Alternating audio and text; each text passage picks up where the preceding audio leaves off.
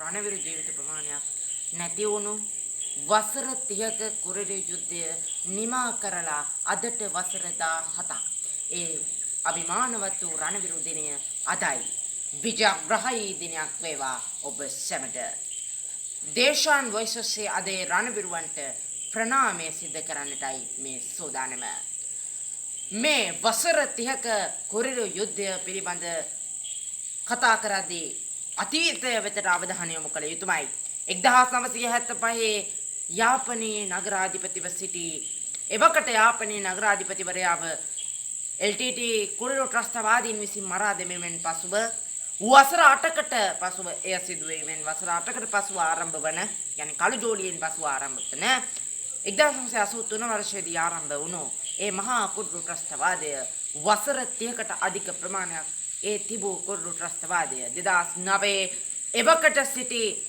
ජනාධිපතිවරයාගේ ප්‍රධානත්වයෙන් යුද හමුදාපති field marshal Sarath Fonseka මහතාගේ මෙහෙයවීමෙන් ඒ යුද්ධය අවසන් කෙරෙන්නේ 2009 වර්ෂයේ මැයි 18 19 යන ඒ දෙදිනයි. ඒ කුරිරු ත්‍රස්තවාදීන්ගේ නායකයා වූ ප්‍රභාකරන්ව මරා දමමින් මේ ශ්‍රී ලංකා නම් වූ භූමියට නැවත නිදහස අරන් දුන්නා.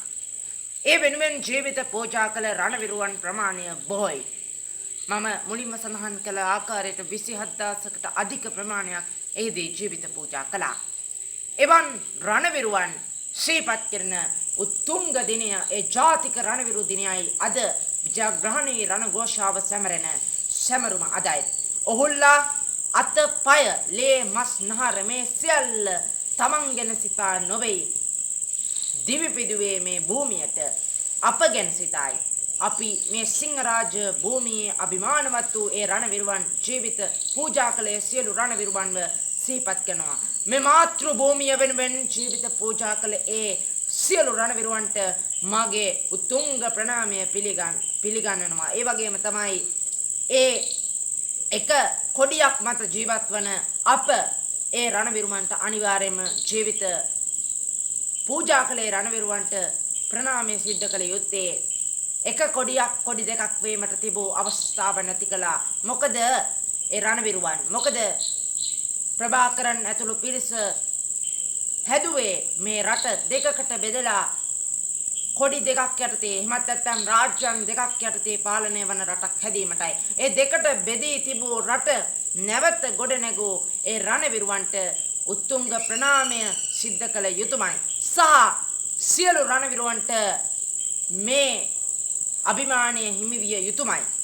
ඔවුන් නැතිනම් අප අදටත් ජීවත් වන්නේ නැහැ. මම දරුවෙක් වශයෙන් කියන්නට ඕනි ඒ දුකට මුහුණ දුන් ඒ වසර 30ක කුරිරු යුද්ධයට මුහුණ දුන් සියලු දෙනාට ඒ දුක මතක ඇති. ඒ සියලු දුකවල් නැවැත්වූ අපේ මේ මහා රණවිරුවන් අපේ මේ රණවිරුවන් සිහිපත් කරන දිනය අදයි. එහෙමනම් ඒ රණවිරු දිනය පිළිබඳව කතා කරද්දී ඒ රණවිරු දිනය වෙනුවෙන් ඒ රණවිරුවන් සිහිපත් කළා. හැම තැනකම ශ්‍රී ලංකාවේ විවිධ වූ සැමරුම් පැවැත්වෙනවා. ඉතින් මම මේ දේශාන් වොයිස් ඔස්සේ අද දිනේදී මේ රණවිරුවන්ටයි මේ විශේෂ ඒ දෙවි පිදෝ රණවිරුවන්ටයි මේ විශේෂ වීඩියෝ වගිනාවේ. ඔවුන්ලා ගැන සිහිපත් කළ යුතුමයි. මොකද ඔවුන් නැතිනම් අදටත් ඔබ අප ජීවත් වන්නේ නැහැ. එහෙමනම් මේ වීඩියෝව අවසන් කරනවා. මේ රට බේරා ගැනීම වෙනුවෙන් ජීවිත පූජා කළ සියලු රණවිරුවන්ට මාගේ ප්‍රණාමය.